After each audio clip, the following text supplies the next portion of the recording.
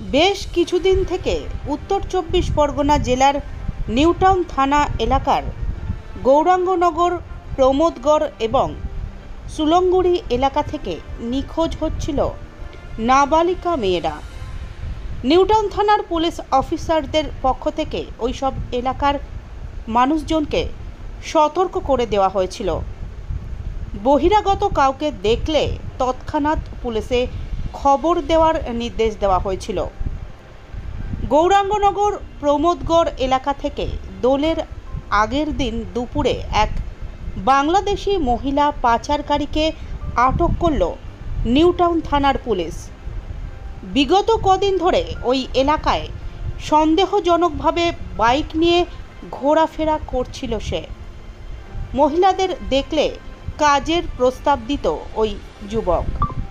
এই নিয়ে এলাকাবাসীদের সন্দেহ হয়, তাই তাকে বৃহস্পতিবার একজন মহিলাকে দিয়ে ফোন করিয়ে কাজের জন্য দেখা করতে ডেকে পাঠান স্থানীয় বাসিন্দারা। সেই ফোন পাওয়ার পর মোটরসাইকেল নিয়ে ওই যুবক ওই এলাকায় এলে তাকে আজ আটক করে জিজ্ঞাসাবাদ শুরু করে এলাকাবাসীরা। এরপর তাকে ধরে রেখে তার মোবাইল চেক করলে দেখা যায় সেখানে প্রচুর মহিলাদের ছবি রয়েছে। তার মোবাইল থেকে নানান অছিলায় মহিলাদের সাথে কথা বলতো সে। অভিযুক্তকে এলাকার মানুষ নিউটাউন থানার পুলিশের হাতে তুলে দেয়। তবে তার আগে এলাকার বেশ কিছু মানুষজন তাকে লাইট পোস্টের সঙ্গে বেঁধে মারধরও করে। তার বাড়ি বাংলাদেশে বলে জানা গিয়েছে। নিউটাউন সুলঙ্গুড়ি এলাকায় ভাড়া থাকে ওই যুবক। পুলিশ ওই যুবককে নিউটাউন থানায় নিয়ে গিয়েছে। তার মোবাইল ফোনের তথ্য যাচাই করে দেখা হচ্ছে। এখানে একটা ধরা হয়েছে, একজনকে বাইক নিয়ে ঘুরঘুর করছিল।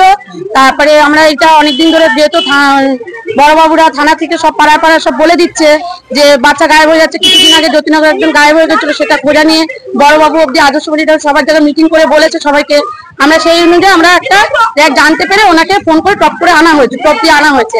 আনার পরে এখানে আনা হচ্ছে, ওনাকে বলা জিজ্ঞাসা করা হয়েছে, উনি সব সত্যি কথা বলেছে যে মেয়ে। আর ওনার ফোন চেক করা হয়েছে, ফোনের ভিতরে অনবরত বাচ্চা বাচ্চা মেয়েদের, বড় মেয়েদের যার সঙ্গে কন্ট্যাক্ট করে না ভাগনার সঙ্গে পুরো সব সেগুলো সব আমরা ধরা পড়েছি। ধরা পড়ার পরে আমরা পুলিশকে ডেকেছি, ডেকে পুলিশের হাতে তুলে দেওয়া হয়েছে। কোথায় থেকে আমরা সেটা বলতে পারছি না। উনি একবার বলছে আমরা নিউটাউনে থাকি, একবার বলছে সুলঙ্গুড়ি থাকি, এরকমই করছে। তার বাড়িতে আসেনি, উনি বাইক নিয়ে ঘুরঘুর করছে। সেভাবে মানুষের সন্দেহ হয়েছে, সন্দেহের জন্য ধরা হয়েছে। তারপরে যেহেতু আমাদের কাছে ফোন ছিল, ওর নাম্বারটা ছিল, নাম্বারে ফোন করা হয়েছে। সেই নাম্বার থেকে ওকে টোপ দিয়ে আনা হয়েছে। ও ভেবেছে মেয়ে দেবে বলে ও এসে গেছিল এখানে, সেইভাবে ওকে ধরা হয়েছে। আমার নাম মুক্তি মিস্ত্রি।